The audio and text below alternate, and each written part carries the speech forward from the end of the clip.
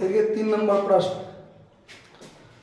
प्रश्न में है कि राम एंड कंपनी ने श्याम एंड कंपनी को प्रेषण पर 60,000 का माल भेजा।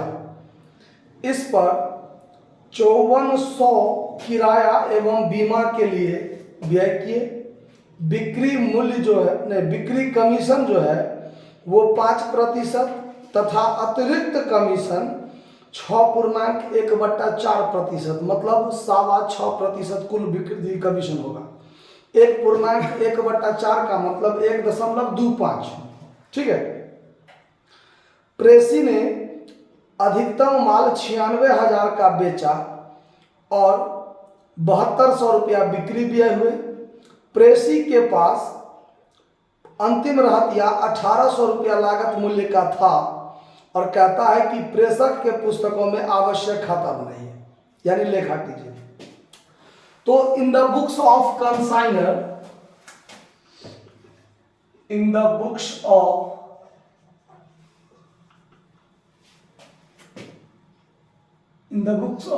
कंसाइनर कौन कौन सा खाता खुलता है उस पर ध्यान दीजिए। 1 नंबर में खुलता है कंसाइनमेंट अकाउंट, कंसाइनमेंट अकाउंट। 3 खाता खुलता है कंसाइनर के पुस्तक में।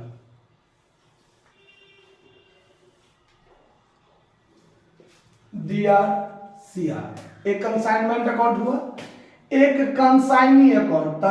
ये है आपको राम एंड कंपनी, तो इसके पुस्तक में एक खाता खुलेगा Shyam and company, Shyam and company. ठीक है, अकाउंट यानी कंसाइनी का खाता। किसका खाता? कंसाइनी का खाता। और एक खुलेगा consignment stock account, consignment stock account, यानी उसके पास जो क्लोजिंग स्टॉक रह जाता है कंसाइनी के पास, उसका खाता। ये 3 खाता मात्र खुलता है कंसाइनर के पुस्तक में। ठीक है, तो कंसाइनमेंट पर में क्या सब होगा? तो सबसे पहले देखिए 60,000 मूल्य का जो माल भेजा है तो उसके लिए एंट्री बनता है consignment account DR to goods sent on consignment. तो यहाँ डेबिट में होगा to goods sent on consignment,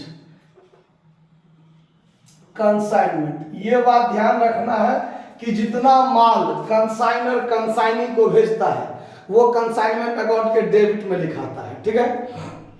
दूसरा बात, अगर कंसाइनर ने खुद खर्चा किया है 5400 रुपया तो कंसाइनमेंट अकाउंट के डेबिट में टू कैश अकाउंट लिख के एक्सपेंस लिख देंगे, 5400 रुपया लिख देंगे, यानी जो भी खर्चा करेगा वो खर्चा का नाम और अमाउंट।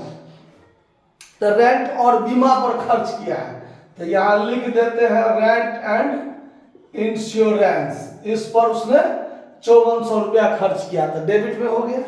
उसके बाद बिक्री पर 5% कमीशन और अतिरिक्त कमीशन 1.1/4% दिया और कंसाइनी ने अधिकतम 96,000 का माल बेचा। तो जब कंसाइनी माल बेचता है तो कंसाइनमेंट अकाउंट के क्रेडिट में लिखाता है बाय कंसाइनी अकाउंट। तो कंसाइनी कौन है? कंसाइनी है श्याम एंड कंपनी, तो यहां लिखेंगे by Shyam and company account. कितना का माल बेच दिया उसने? 96,000 का, यानी माल को बेच दिया है। ठीक है। अब कंसाइनी ने कमीशन लिया उसने, तो कमीशन जब देंगे तो कंसाइनमेंट अकाउंट के डेबिट में to Shyam and company account यहां लिखेंगे। एक होगा अगर उसने खर्चा किया तो एक्सपेंस भी होगा, और कमीशन लिया तो फिर उसके लिए भी टू कंसाइनी अकाउंट होता है, to Shyam and company account, और कॉस्ट में लिख देंगे कमीशन। जर्नल एंट्री ध्यान रखना है कि कंसाइनर हर बात का एंट्री बनाएगा, चाहे वो कंसाइनी करे चाहे खुद करे। ठीक, तो कंसाइनी ने अपना कमीशन चार्ज किया या कंसाइनी ने अपने तरफ से कुछ खर्च किया, तो कंसाइनर के लिए तो कंसाइनमेंट पर ही ना खर्च होता है, इसीलिए कंसाइनमेंट के डेबिट में टू कंसाइनी का नाम होता है। खर्चा किया था, खर्चा के लिए टू कंसाइनी अकाउंट एक्सपेंस लिख देंगे, और कमीशन लिया था टू कंसाइनी अकाउंट कमीशन लिख देंगे। तो कंसाइनी का नाम तो है श्याम एंड कंपनी, तो श्याम एंड कंपनी लिखेंगे। तो सवाल में देखिए उसने 7200 बिक्री व्यय किया है, तो 7200 इसमें लिख देंगे एक्सपेंस के रूप में, और कमीशन तो 96,000 यानी कमीशन जो उसको मिल रहा है, एक तो 5% प्लस 1.4% दोनों मिल रहा है, तो दोनों मिलाकर हो गया 6.25%। तो 96,000 गुने 6.25% निकाल दीजिए, तो 6,000 कमीशन हुआ। ठीक है, एक बार 96,000 का 5% निकालिए, और फिर एक बार 96,000 का 1.2% निकालिए। तो एक के बार अगर हम 96,000 का 6.25% निकाल दिए तो भी कोई दिक्कत नहीं है। तो यहाँ पर 6,000 निकला, तो 6,000 कमीशन दे दिए। ठीक है, उसके बाद कंसाइनमेंट पर अगर अंत में हमारे पास मतलब कंसाइनी के पास कुछ माल बचा हुआ है, तो वो कंसाइनमेंट स्टॉक कहलाता है। तो क्रेडिट साइड में वो बात लिखा जाता है कि कंसाइनमेंट पर कितना माल बचा हुआ है। तो बाय कंसाइनमेंट स्टॉक अकाउंट, ये क्लोजिंग स्टॉक हुआ, जो कि 1800 का माल बचा हुआ है ना, तो 1800 रुपया क्रेडिट साइड में लिख दिया। समझ में आ रहा बात, कोई दिक्कत? चलिए, तो अब यहां पर टोटल कर दीजिए।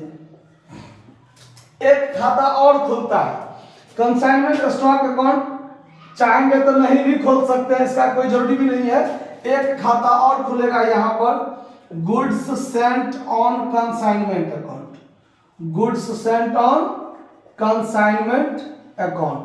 ठीक है, क्योंकि इसको जो है ट्रेडिंग अकाउंट में साल के अंत में क्या करना पड़ता है, भेजना पड़ता है, तो उसके लिए goods sent on consignment account खोलना पड़ता है। ठीक है, तो अब देखिए यहाँ जो ये गुड्स सेंट ऑन कंसाइनमेंट है, तो कंसाइनमेंट अकाउंट के डेबिट में है, तो गुड्स सेंट ऑन कंसाइनमेंट के क्रेडिट में हो जाएगा। मान लीजिए ये चीज, वो तो बाद की बात है, अभी तो मान लीजिए कंसाइनमेंट अकाउंट भी हमने पूरा नहीं किया है, सारा बात इसमें हमने लिख दिया। अब इसको जोड़ घटाव करना है, क्या करना है, जोड़ घटाव करना है। तब पहले जोड़ घटाव करके देख लेते हैं कि कितना फायदा घाटा हुआ है। तो 96,000 प्लस 1800 ये हो गया, तो 97,800 ये टोटल, यहाँ भी 97,800 टोटल, और इसमें से घटेगा 60 5 65,400, 65,400, फिर घटा दीजिए 7200, और फिर घटा दीजिए 6,000, तो 19,200 प्रॉफिट आया। तो देखिए यहाँ पर 19,200 लिख देंगे टू पीएल अकाउंट प्रॉफिट। तो कंसाइनमेंट अकाउंट बनकर तैयार हो गया, इसमें किसी को कोई दिक्कत नहीं। अब खोलेंगे गुड्स सेंट ऑन कंसाइनमेंट, तो इसमें दो बात ही होता है, कंसाइनमेंट के डेबिट में गुड्स सेंट ऑन कंसाइनमेंट, तो यहां लिखेंगे बाय कंसाइनमेंट अकाउंट। ठीक है, कितना रुपया है, 60,000, और इसी को साल के अंत में ट्रेडिंग अकाउंट में भेज दिया जाता है। तो goods sent on consignment account दिया, to trading account journal entry बनता है।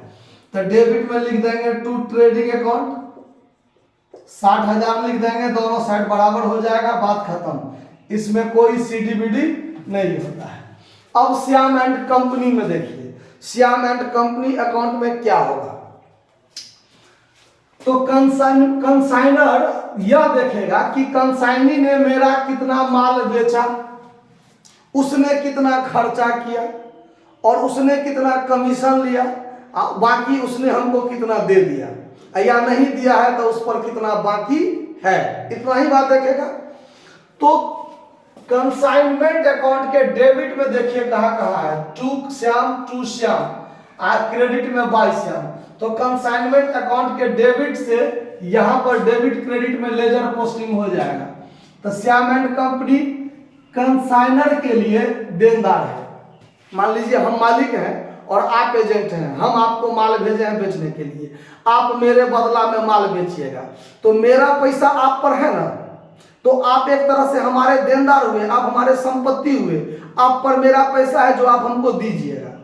तो संपत्ति का खाता डेबिट से खुलेगा। तो शुरुआत जो होगा यहाँ से, कंसाइनमेंट है डेबिट में, कंसाइनमेंट के क्रेडिट में श्याम एंड कंपनी, तो श्याम एंड कंपनी के डेबिट में हो जाएगा to consignment account, to consignment account. Cost में क्या लिख देंगे? सेल्स। उसने माल बेचा है 96,000 का, मतलब कि कंसाइन यानी राम एंड कंपनी देखेगा कि श्याम एंड कंपनी पर मेरा पैसा कितना 96,000। फिर उसने खर्चा किया था 7200, ये खर्चा किया था ना, तो क्रेडिट में फिर लिखा जाएगा बाय कंसाइनमेंट अकाउंट पर एक्सपेंस के रूप में उसने 7200 खर्च किया। फिर बाय कंसाइनमेंट अकाउंट उसने कमीशन के रूप में कितना काटेगा? 6,000 काटेगा। तो बाकी रुपया वो हमको दे देगा ना, कि नहीं देगा? 96,000 का आपने माल बेचा मेरे पर, मेरा वाला माल, और आपने 7200 खर्च किया और 6,000 कमीशन काटा, तो बाकी रुपया आप हमको दे दीजिएगा। तो 96,000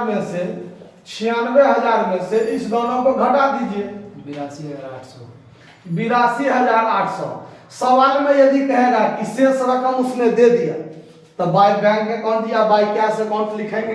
अगर नहीं दिया है तो उस पर मेरा पैसा बाकी है, तो बाय बैलेंस CD, उस पर रुपया क्या है? मेरा ड्यू है, वो हमको आज न कल देगा। तो ये बाय बैलेंस CD हो गया, यानी उस पर मेरा रुपया बाकी है। अगर दे देता तो बाकी नहीं रहता।